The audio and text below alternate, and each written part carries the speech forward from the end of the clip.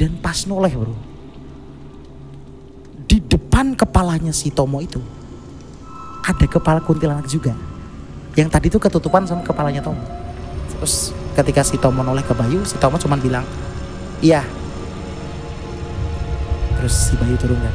Pas si Bayu turun, si Tomo manggil Bayu. Bay.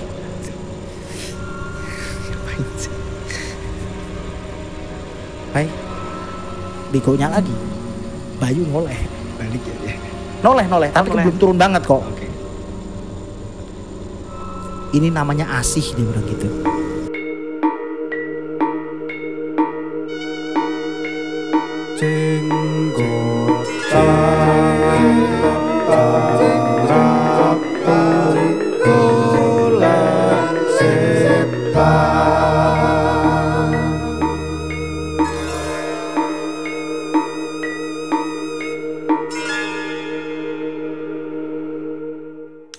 Selamat datang di Jenggotan, jengkeran Ramutu golek setan dunia. Bukan cuma tempat bagi manusia, tapi juga bagi mereka yang tidak kasat mata. Selamat datang kembali di program dari Akar Kreatif, yaitu Jenggotan dan koin-koin apa yang menakutkan.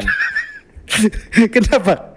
Selalu diawali tebak-tebakan dong. 3 chapter tidak lengkap rasanya kalau kita tidak membungkus dan mengemas ini secara sama. Oke. Secara serupa lah. Harus ada benang merahnya, tebak-tebakan ya. Betul sekali. Koin-koin apa yang menakutkan? Koin jak kaki kuntilanak. Karena temanya masih tentang kuntilanak ya. Betul sekali, betul sekali. Dan ini adalah chapter terakhir tentang 3 rupa kuntilanak. Dan chapter ketiga ini akan kami ceritakan tentang sebuah kuntilanak yang extraordinary. Oke. Tipenya, Oke. yaitu kuntilanak hitam. Kuntilanak high end. Iya dong, high end dong. Ini kan tipe yang paling atas. Oh iya, betul, High betul, end. betul. Kuntilanak high end. Ini tipe kuntilanaknya gold lah. Gold ya. Greatest of all time. Super premium VVIP. Iya, betul. Diceritakan bro. Ini kuntilanak kalau datang ke reuni dia pasti jadi guest star ya. Betul, Iya. betul. Salah satu golongan setan yang golongan bangsawan ini harusnya. Betul, Iya, betul. Ibarat kata tuh kalau dunia persetanan itu ada sekolahnya bro. Betul. Kuntilanak hitam itu ketua cheerleaders. Ketua cheerleader. Iya. Oke, ketua cheerleaders. Ibarat kalau di Harry Potter kuntilanak hitam itu Albus Dumbledore. Betul. Ibarat film AADC, gengnya Dian Sastro itu. Betul. Nah itu titik kamalnya bro. Titik Kamal. Bukan Dian Sastro ya? Titik Kamal. Oke, paling oke. tinggi ya kan, paling cakep gitulah kira-kira Oke. gitu. Oke. Oh kalau di Piala Dunia enggak, oke lanjut. Kalau di Piala Dunia host macam ini tuh kayak Tunisia ya. Oke, diceritakan di sebuah sekolah bro, di Jawa Tengah, di kota S. Oke. Ya kan? Salatiga, Solo, Semarang. Bukan. Oke. Stockholm, Waduh. Swansea. Kan banyak kota S kan. Oke. Tapi itu tidak di Jawa Tengah. Tapi kebetulan cerita ini adanya di Jawa Tengah, di kota S. Itu ada sebuah sekolah bro, yang dimana sekolahannya ya sekolah negeri seperti sekolah-sekolah biasanya. Oke. Nah di sekolah itu ada murid namanya Bayu. Oke. By the way, Bayu ini murid baru. Maba. Oh, murid ya? Bukan maba, lebih ke murid pindahan. Oh, murid pindahan tapi yang baru pindah di sekolah itu tuh pas kelas 2 SMA. Oke. Si Bayu ini. Oke. Nah si Bayu bersekolah di sana, si Bayu beradaptasi, si Bayu ini kebetulan si Bayu ini anak IPA bro ya. Oke. Adaptasi dan sebagainya. Ya lingkungan mendukung lah untuk si Bayu ini beradaptasi. Nah tapi Sorry, Bayu ini dari mana BTW? Bayu ini aduh nggak diceritain. Enggak diceritain ya. Intinya pindahan aja gitu. Pindahan. Nah singkat cerita si Bayu ini kan akrab tuh sama teman-teman sekelasnya. Super lah ya dia. Ya sama teman-teman di luar kelasnya. Dan di sekolahannya Bayu yang baru itu ada satu obrolan bro yang tidak pernah terlewat ketika anak-anak di sekolah itu pada kumpul. Obrolan tentang salah satu murid yang ada di sekolah itu. Kebetulan muridnya itu masih aktif bersekolah. Jadi temennya Bayu seumuran satu jenjang pendidikan tapi nggak satu kelas. Oke. Nah, anak tersebut Cewek pasti. bukan. Oh, bukan ya. Bernama Tomo. Waduh. Mana ada Tomo cewek dong? Enggak, mana ada Tomo jadi pusat pembicaraan itu kayak. Nah, ini Bung Tomo kan- ada nih Bung Tomo. Sorry, Bukan, sorry. bukan, ini ada nama Tomo. Oh, ya. Nah, pertanyaannya kenapa si Tomo ini jadi pusat pembicaraan kan? Oke. Si Tomo ini kebetulan anak IPS, jadi bukan satu kelas sama Bayu ya. Oke. Si Tomo anak IPS. Dan kenapa si Tomo itu menjadi pusat pembicaraan setiap kali teman-teman di sekolah itu pada kumpul? Karena si Tomo itu adalah murid paling aneh banget. Saya jabarkan keanehan Tomo satu persatu. Oke. Jadi Tomo itu tuh orang tuanya bro, Yap. itu demen banget, hobi banget ngilmu. Tahu ngilmu ya? Ngilmu ya. Tapi kan orang tuanya bukan Tomonya. Akhirnya ketularan ke Tomo-tomonya. Oh. Si Tomo jadi suka ngilmu apa?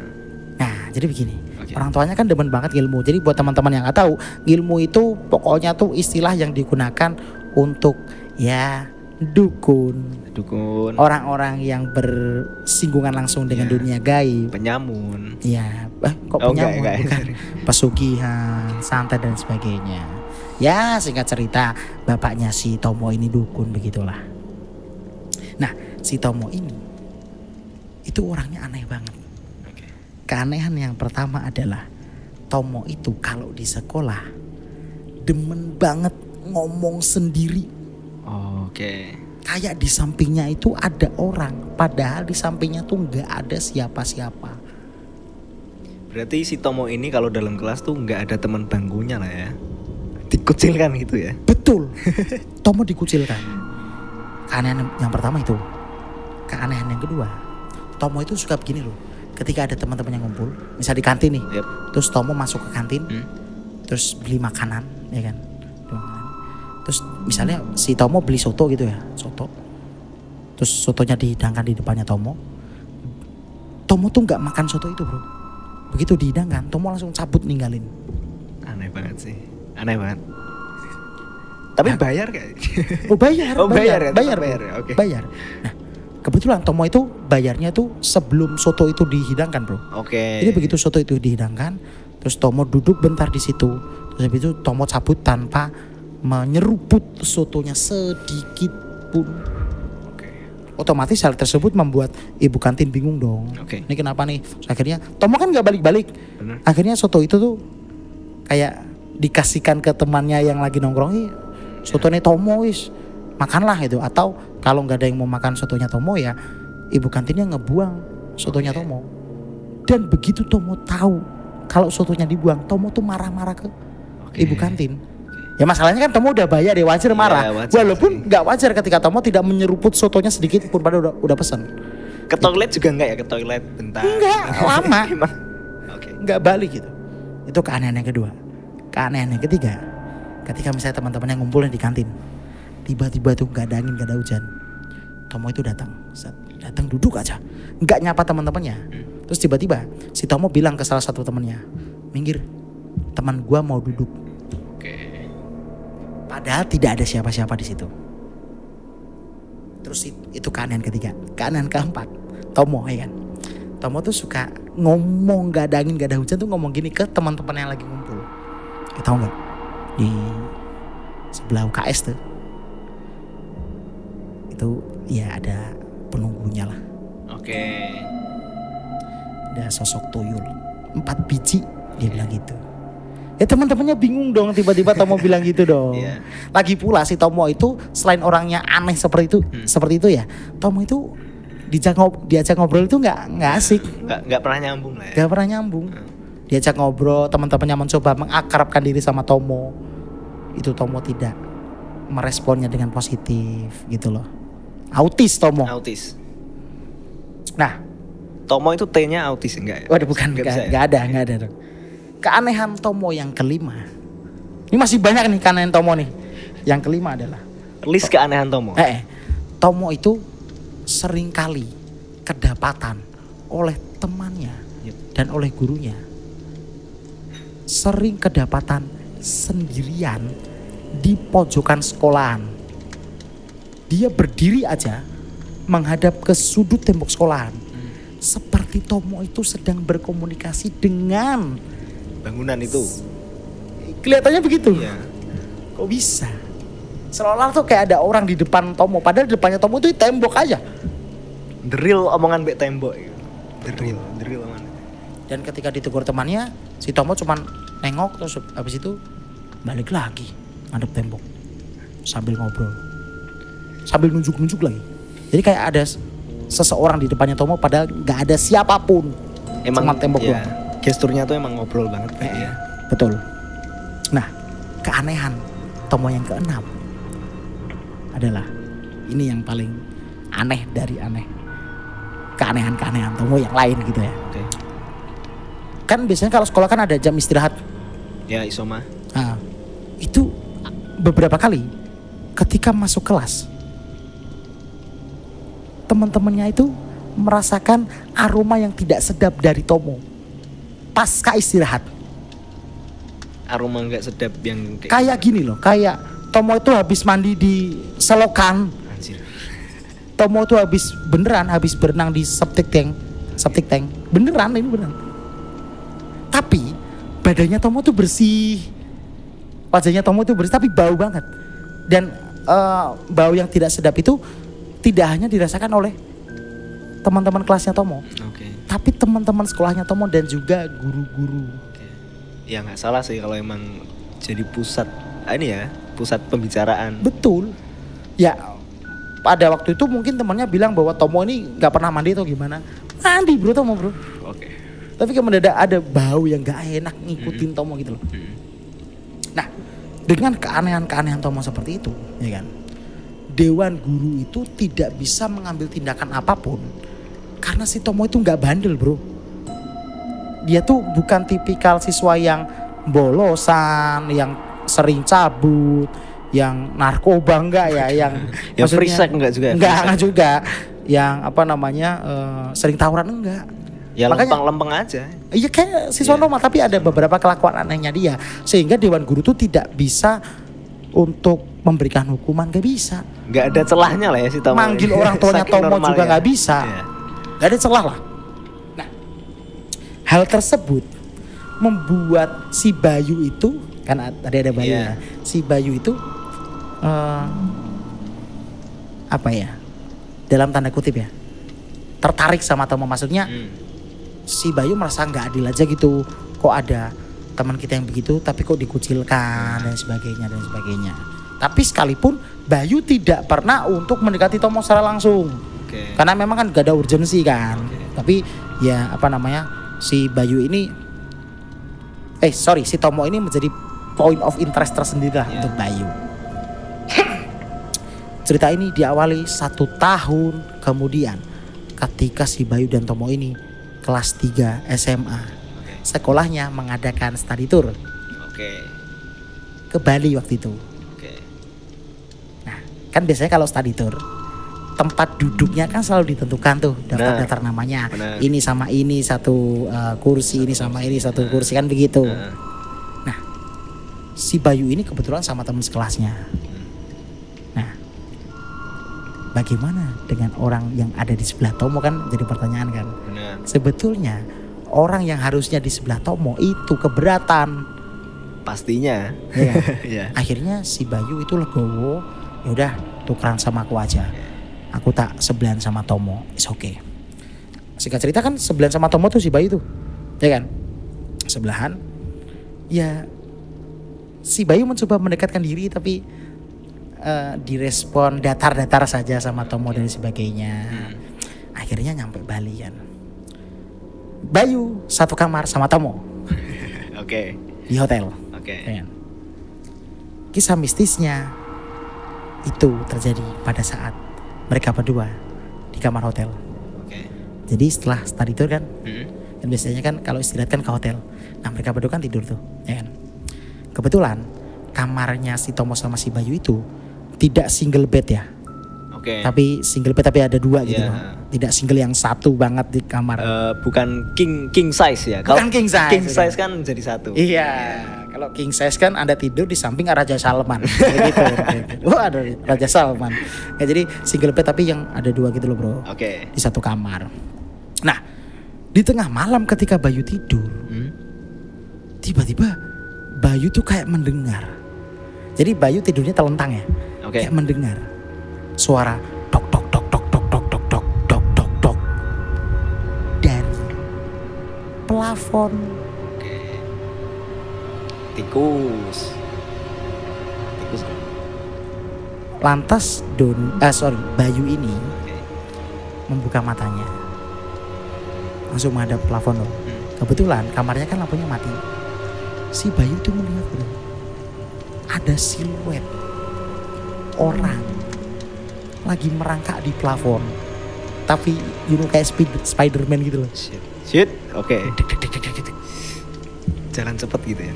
Iya, merangkak cepet banget. Dan itu merangkaknya ke sebelah kiri, yang which is itu adalah kasurnya Tomo. Oke. Ya, Oke. waduh. Nah, otomatis ketika si Bayu melihat hal demikian, si Bayu langsung memiringkan badannya ke kanan. Karena tadi Bayu melihat sosok tersebut Kiri. merangkak ke kiri. Si Bayu akhirnya ngeglobet atau Buang muka lah ya. Ya. Buang muka ke kanan. membuang muka dan badannya tuh ke kanan. Dan ternyata pas si Bayu itu memiringkan badannya ke kanan, itu lebih parah.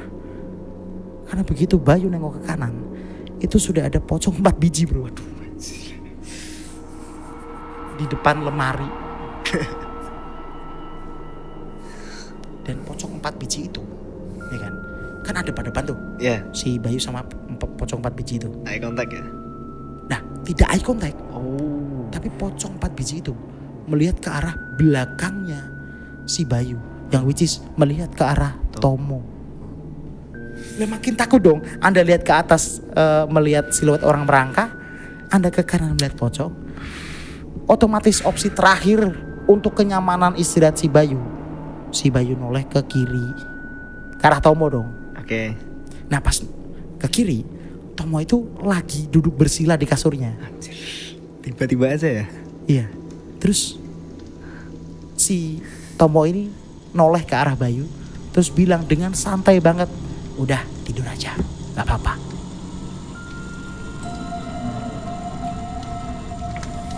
Ya. Kita lanjutkan ceritanya. Oke. Mereka lanjut study tour kan. Dan di study tour itu bro, biasanya kan kita pasti capturing the moment sama teman-teman kan. Oke. Itu tidak berlaku untuk Tomo. Karena apa? Ketika rombongan sekolahnya itu mengunjungi tempat wisata ya, kayak Bali itu kayak Tanah Lot, Ya, terus mana lagi Kuta, Bedugul. ya kayak gitulah, Bedugul, Stadion Old Trafford, tidak. Santiago Bernabunga ya. Kecewa. Itu Tomo pasti nggak ada sama teman-teman, Kayak misahin diri ya. misahin diri. Dan ada beberapa temennya yang mendapati Tomo itu sendirian. Misalnya nih di Tanah Lot misalnya, Oke. si Tomo itu nggak sama teman-temannya, tapi kedapatan di, Anda tahu nggak sih, berdiri di bebatuan pantainya. Oh, itu iya. sendiri, dan kedapatan sama beberapa temennya, dan temennya nggak berani negur lah. Iya. Orang udah tahu track recordnya Tomo orangnya se-freak itu. Tapi si Bayu sendiri juga nggak cerita ke teman-teman. Si Bayu tidak menceritakan itu karena ya gimana ya, si Bayu tuh merasa prihatin gitu loh. Ini kalau aku ceritain pasti image-nya Tono makin hancur Ya kan. makin heboh lah ya. Iya, Apalagi ini posisinya lagi study tour ya. masih respect Iya. Bayu ya kan? Nah, puncak dari bencana ini terjadi pada saat mereka pulang naik kapal feri kan. Oke. Kebetulan si Bayu panitia, Oke. ya kan. Ketika dari pelabuhan Ketapang Bali ya. Benar. Bali itu Ketapang ya, bener ya. Ketapang menuju ke mana ya? Gilimano, Banyuwangi. Oh bukan, Pelabuhannya, oh Bang. sorry, Gilimano itu Bali ya? Oh iya, dari Gilimano ke Ketapang, sorry, ke Bali. Oke. Kan pulang tuh. Iya. dari Gilimanuk kan naik kapal feri tuh. Menuju ke Ketapang. Pas mau sampai ke Ketapang, kan panitia ngingetin tuh, bentar lagi nyampe, ayo kita siap-siap. Temennya tolong diingat kalau ada yang ketinggalan. Barang-barangnya jangan sampai ketinggalan loh. Maksudnya kalau ada yang bawa dompet, HP, kondom dan sebagainya bisa. Siapa tahu. Sertifikat tanah ya kan bisa jadi dong ya kan. Tolong jangan sampai ketinggalan. Pas nyampe Ketapang, ya kan. Si Bayu kan tugas Bayu kan memastikan kawan-kawannya tuh udah pada keluar kapal semua. Oke, panitia. Ya. Di absen, udah keluar. Ada satu nama yang belum keluar kapal. Tomo. Sudah bisa ditebak Tomo kan. Ya. Terus ya panitia-panitia yang lain kan tidak berani untuk mencari Tomo. Akhirnya si Bayu ya wis lah, aku yang nyari. Kalian masuk di bis tapi jangan ditinggal ya. Si Bayu bilang gitu kan. Oke, ntar kalau aku udah ketemu Tomo tak kabarin lewat telepon. Tomo itu muter kapal bro. Bayu. Bayu. Ya, Bayu tuh muterin kapal dari dek paling bawah sampai nanya ke kru kapal. Gak ada, udah ada orang. Naik ke dek atas lantai 2 gak ada, muterin. Dek ketiga nih. Diputerin lagi sama si Bayu, nggak ada. Mampus si Tomo kemana nih? Lagi pula, biasanya kalau teman kita nggak ketemu di kapal, biasanya tuh kan nelpon kan, lu di mana?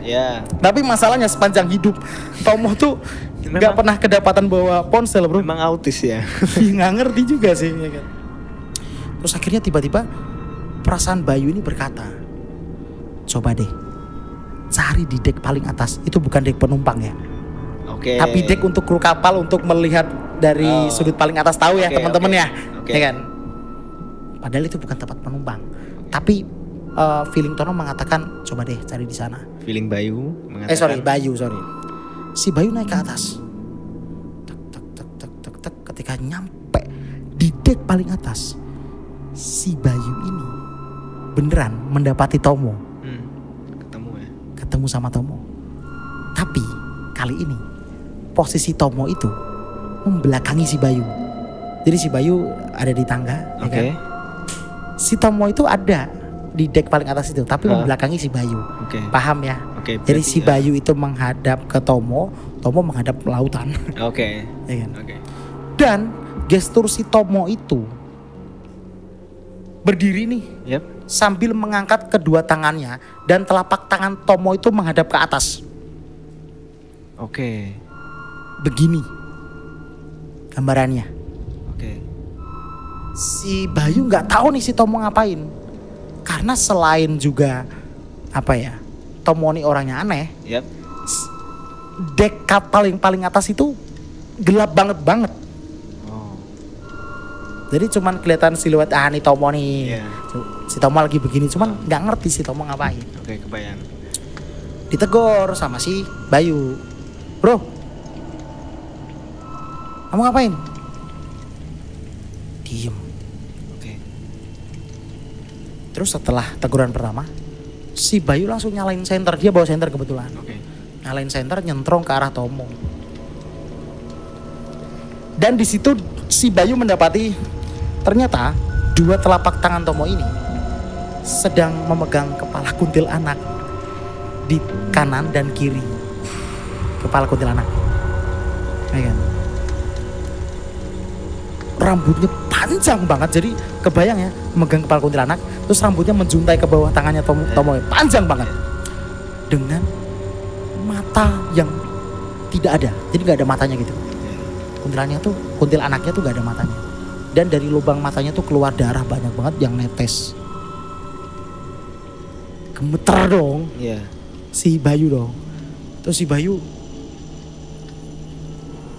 pengen banget ninggalin Tomo tuh, pengen banget. Tapi kan karena respect sama Tomo kan, si Bayu akhirnya bilang gini, anak-anak sudah pada turun, sebaiknya kamu juga turun. Akhirnya si Tomo itu noleh ke belakang, ke arah Bayu. Dan pas noleh bro, di depan kepalanya si Tomo itu ada kepala kuntilanak juga. Yang tadi itu ketutupan sama kepalanya Tomo. Jadi bentukannya itu satu badan kuntilanak tapi memiliki 3 kepala. Dan itu kelihatan banget di depan Tomo itu ada badan pakai dress hitam gitu. Terus ketika si Tomo noleh ke Bayu, si Tomo cuma bilang, iya. Terus si Bayu turun kan. Pas si Bayu turun, si Tomo manggil Bayu. Bye.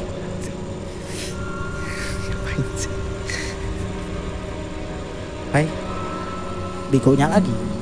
Bayu noleh. Balik ya dia. Noleh, tapi Noleh. belum turun banget kok. Oke. Ini namanya asih, dia bilang gitu. Ini barusan aku taklukin.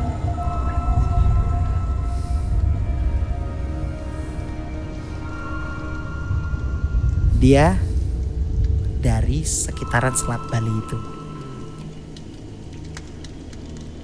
Terus si Bayu bilang,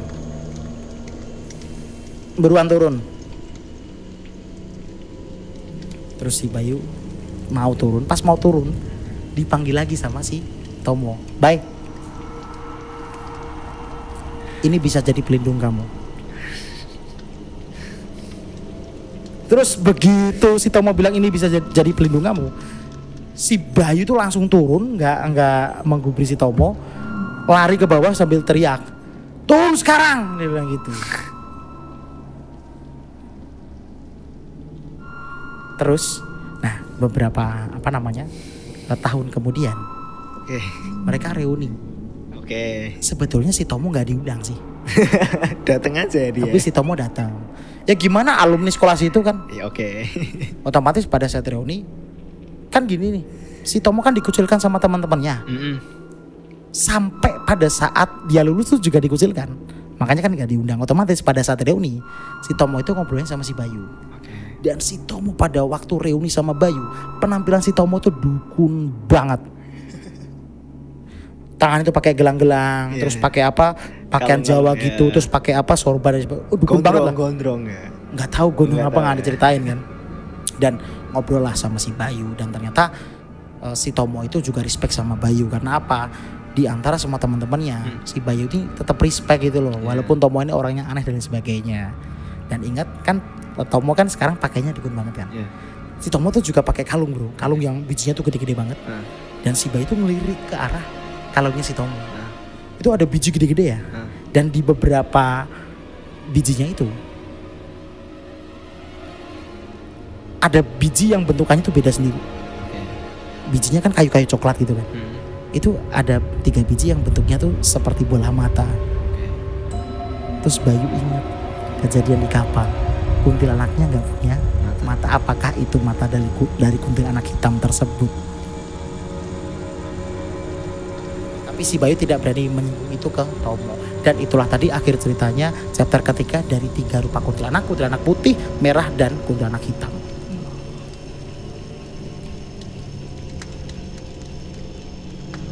Tomo ini kalau di film-film Hollywood ini setara Geralt of Rivia ya, The Witcher. Dia penakluk setan. Oh gitu ya. Enggak, maksudnya gimana ya? Termasuk kuat lah si Tomo ini berarti ya. Iya. Dia menaklukkan kuntilanak hitam dari Selat Bali. Yang which is dia orang Jawa loh. Oh iya ya. Bagi Tomo Powerful tuh ya. kalau Anda misalnya cerita tentang setan Bali nih ke Tomo cuma bilang mungkin cuma bilang gitu. Tomo cuma gitu. Sekali lagi juga reminder untuk kita semua, penasaran itu juga apa-apa. Seperti Bayu ini kan penasaran, pocong 4. Iya ulah pocong 4. Itu pocong apa deretan back Inggris itu. 4 formasi 4-4-2 ya kan. 2 striker, 4 gelandang, 4 pocong. Iya. Ya, begitulah teman-teman. Ya, gimana ya? Respect lah sama Tomo. Kekuatannya oke banget. Aku rasa Tomo ini kedepannya bakal jadi ketua PDI. Apa itu? Persatuan Dukun Indonesia. Aman dong, aman. Enggak bikin persatuan Green